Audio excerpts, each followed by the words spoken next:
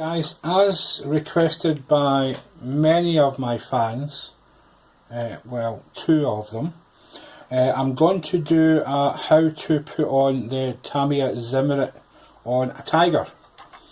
The zimmerit, as you probably know, comes in a large sheet, like, well, bigger than that because I've actually done most of it. You cut this to size. It is basically a sticker. It's not a decal, it is like an old type sticker. I've cut these already just to save a bit of time. Use a brand new blade, very important that you use a really sharp blade. What I have done with this stuff previously on the other side, which I'll show you in a second, is I've allowed a little bit extra. So where the decal finishes, just allow a fraction bigger and then you can trim it to size afterwards, and I find that's a good call. So let me just cut this down. Any straight edge would do. I don't have a metal straight edge, I just use an X-Acto blade, but if you have a metal rule, that would be much better than this.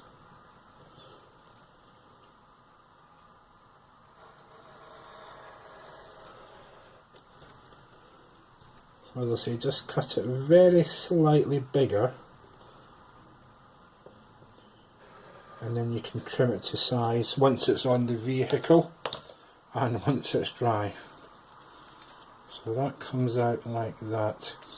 Actually, what I've done as well, and I'll show you on this side, because I've basically finished most of the zimmerit, but I wanted to show you how it was done, so I left this other side off deliberately so I can make a video just to show it to you guys. The zimmerit does go right down to the bottom of the hull side there. I've actually trimmed it back there on both pieces, and I think it gives a slightly better fit to the mudguards. So it goes on like that sort of idea. Yeah, it needs to be stuck in place obviously, so it will be a better fit. But you don't have to do that. I was just being a bit fussy there. On this side, where this zimmerit piece is going, I might take out one of these or two of these centre mudguard parts as battle damage. And I think the zimmerit looks better stopping there. Since I've done that, actually, a few photographs have showed up of Tigers in the field with missing fenders, and it does actually seem to go right down to the very bottom. So you have an option there. I do have a few Tiger books, one of which is this one by Model Art in Japan. It's a fabulous, fabulous book.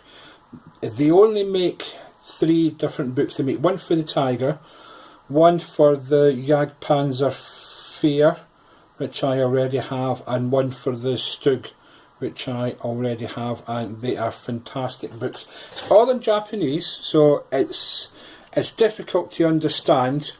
There are a few subtitles in English, but all the dates are in English, so it is pretty easy to follow actually. So some adverts at the back. History of the Tiger, basically how and when things changed, cupolas and tracks and bits and bobs. There's a few tanks actually built, models being built. So this is showing you the interior. This is a CMK kit in 1/35th scale. As I say, it's beautifully done, beautifully photographed, beautifully written, but in Japanese. I'm just going to skip through this very quickly just to give you a taste of it. I bought these at the international show in Telford a few years ago actually. I've not seen them anywhere else, but they are fantastic books, and you've got sections and how to do things and what to change, etc. for different models. Lovely, lovely books.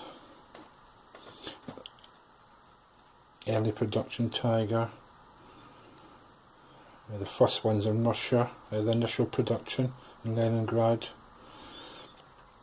It then goes on to, at the front of the book, or the back of the book if you're Japanese, it gives you some interior photographs of real tigers, wheel details, track details, fans, antenna bases, periscope guards, a commander's cupola, a machine pistol port, turret sides of, as I say, these are real tigers in various museums throughout the world.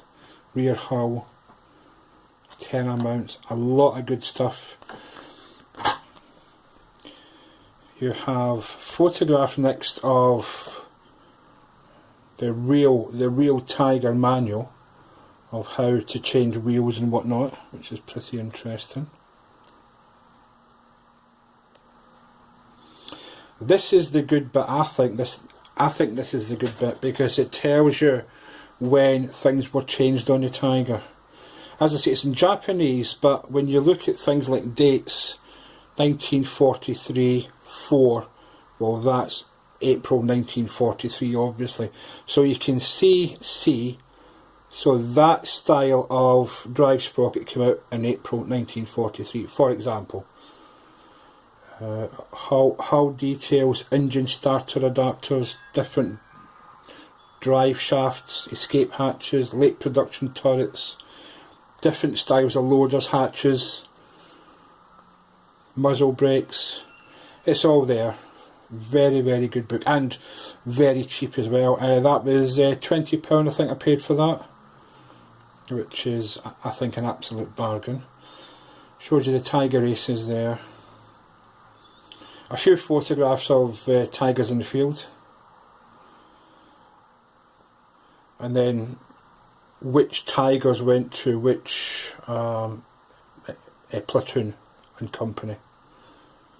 Some really nice colour shots now, just to give you an idea of camouflage and whatnot. That's the initial grey one.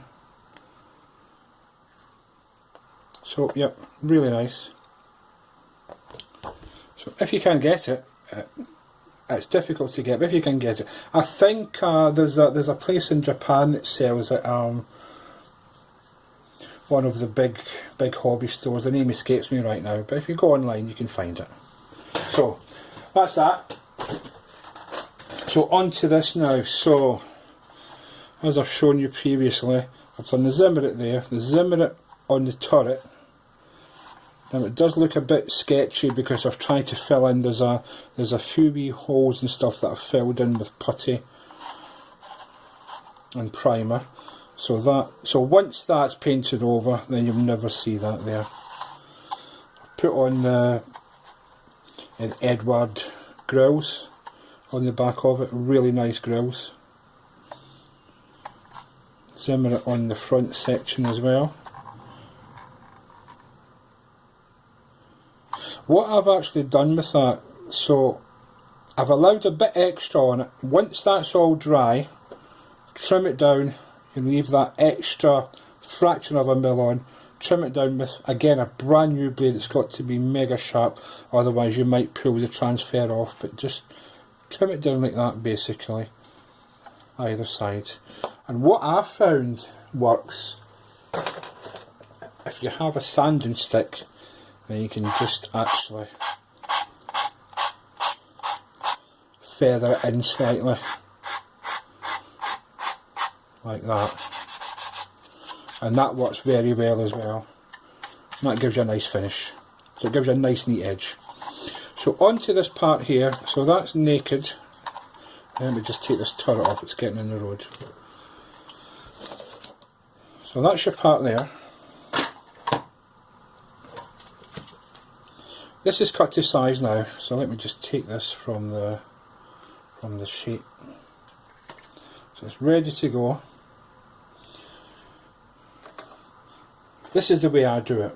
There's probably loads of other ways, but because this thing is so sticky, it is a bit of a pain. So So basically that will go on like that, you see. Okay. So a bit of water in a container. Bish bash bosh. Some liquid hand soap. So whatever. Well, this is mango and passion fruit and orange. So that's a nice one. Just a little squish of that. Just a tiny bit really. And again, just onto the side there. Splash it all over. Take that from that. So that's how the zimmerit looks. It's very thin.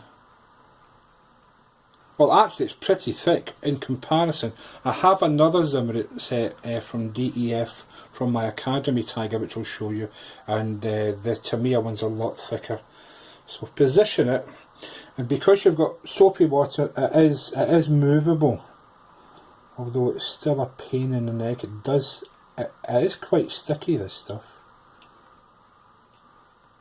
which is normally a good thing.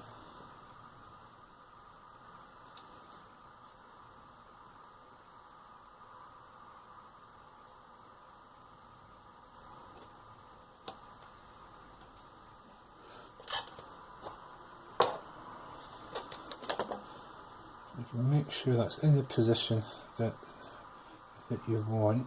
Stretch it a wee bit.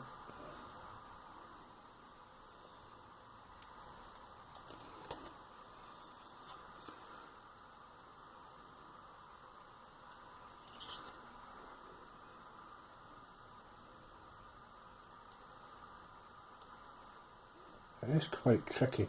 I find this very time consuming actually. By the time you do this and then you cut it down and then you putty in the ends so it blends in with the other zimmerit bits. It is quite time consuming, but I am quite fussy as well. I'm happy with that. There's a tiny lip there just over the edges which can be trimmed off, as I say, so it's sitting very slightly proud.